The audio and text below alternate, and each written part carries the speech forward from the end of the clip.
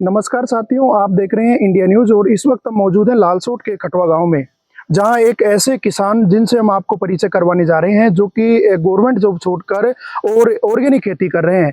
आइए हम उनसे परिचय करते हैं। सर, सबसे पहले आपका पूरा बायोडाटा बताइए। राम राम। मेरा नाम श्यामदत्त शर्मा है। मेरा जन्म डिडवाना ग्राम के कृषक परिवार में हुआ था। मैंने शिक्षा दीक्षा में जो है विधि में स्नातकोत्तर डिग्री हासिल की है। उसके पश्चात मैंने भारतीय जीवन बीमा निगम में 2010 से 2018 तक अपनी सेवाएं दी हैं। 2018 के पश्चात मैंने खेती का अपनी नौकरी छोड़ करके खेती का काम शुरू किया।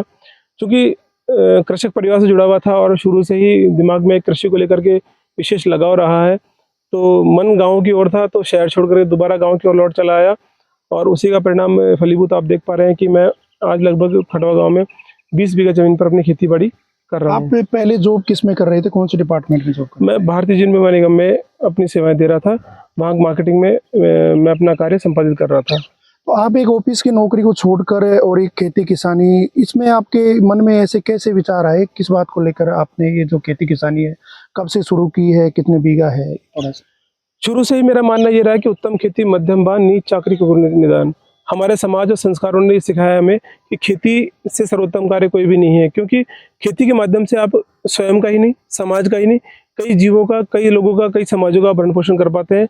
आज जो इस खेती के माध्यम से मैं अपने साथ जिन लोगों को मैंने जोड़ा हुआ है उनका भरण पोषण भी मैं कर पा रहा हूँ। साथ ही जिन लोगों तक मैं अनाज और अपने उत्पाद पहुँचा पा रहा हूँ उनका भरण पोषण मैं कर पा रहा हूँ। और मेरे माध्यम जिन लोगों को रोजगार मिला हुआ है वो भी कहीं ना कहीं मेरे कार्य के पीछे उनको भी आज एक आमदनी और रोजगार का अच्छा माध्यम में उपलब्ध करा पा रहा हूँ। अगर भी मैं सरकारी सेवा में रहता तो केवल मैं अपना भरण पोषण कर पाता, लेकिन इस कार्य के माध्यम से मैंने अपना ही नहीं, अपने समाज के साथियों का, अपने आसपास के लोगों का भी भरण पोषण का माध्यम एक खड़ा किया है, जिसके माध्यम से मैं अन्य लोगों को रोजगार भी उपलब्ध करा पा रहा हूँ। फिर मेरा शुरू से एक मानना रहा है कि शुद्ध आहार स्वस्थ परिवार। आहार की शुद्धता आज शायद नगण्य हो चुकी है। आज के दौर में हम लोग भौतिक सुख सुविधा के पीछे बड़े जोर से भाग रहे हैं। गांव से बहुत तेजी से युवा पलायन कर रहा है, लेकिन मेरा मानना शुरू से ये रहा है कि अगर युवा ही कार्य को छोड़ जाएगा तो उस काम को हम जीवित कैसे रख पाएंगे। उसी बात को मैंने ध्यान में रखते हुए मैंने खेती को दोबारा चुना।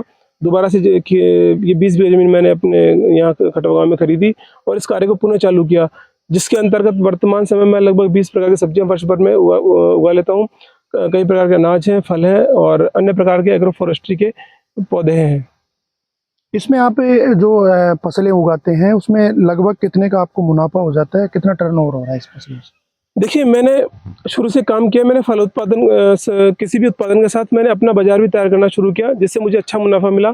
अगर मैं वर्ष भर सकल आय की मैं बात करूँ तो लगभग 40 लाख के आसपास की मेरी सकल आय हो जाती है, और शुद्ध आय की बात करूँ तो 15 से 20 लाख का मेरा शुद्ध मुनाफा मैं कमा लेता हूँ, जो कि टैक्स फ्री इनकम है। बहुत अच्छी इनकम है, मैं मानता हूँ। और सबसे बड़ी बात है कि प्रकृति के साथ और प्रकृति के बीच रहकर मैं काम कर पाता हूँ, अन्य लोगों को रोजगार दे पाता हूँ और लोगों तक एक अच्छा उत्पाद पहुँचा पाता हूँ। और उस नौकरी से बेहतर इसलिए मानता हूँ कि इसके माध्यम से मेरी आर्थिक उन्नति तो हुई है, इसके अलावा मुझे सामाजिक और जो एक मन की शांति जो जिसे कहते हैं वो बड़ी अच्छी हुई है, क्योंकि लोगों तक जो अच्छा खाद्यान्न पहुँचता है, जब उनके लोगों को धन्यवाद आते हैं तो वो कहीं ना कहीं मुझे मेरे काम के प्रति और अधिक प्रेरित करते हैं। सरकार और समाज ने इस पूरे काम में मेरा भरपूर सहयोग किया है, और उन्हीं के सहयोग के माध्यम से मैं इस काम को आगे बढ़ा पाया हूँ। समय पर कृषि विज्ञान केंद्र और कृषि विभाग दौसा ने भी मेरा भरपूर साथ और सहयोग दिया है, जिसके माध्यम से आज ये काम समुचित रूप से कर पा रहा हूँ। आपके यहाँ के जिला कलेक्टर हैं, उन्होंने भी दौरा किया है, उन्होंने भी आपको इस कार्य के लिए अप्रिशिएट किया है। आपने किसानों को भी यहाँ प्रशिक्षण दिया है, किस तरीके से यहाँ किसानों का डेलीगेशन आया है, कब का आपने उनको क्या क्या उनको इस बारे में समझाया है? देखिए, मेरा मानना है कि खेती एक अकेला कार्य नहीं है, ये समाज का सामूहिक रूप से कार्य है। और मैं जिला कलेक्टर साहब और जिला प्रशासन दौसा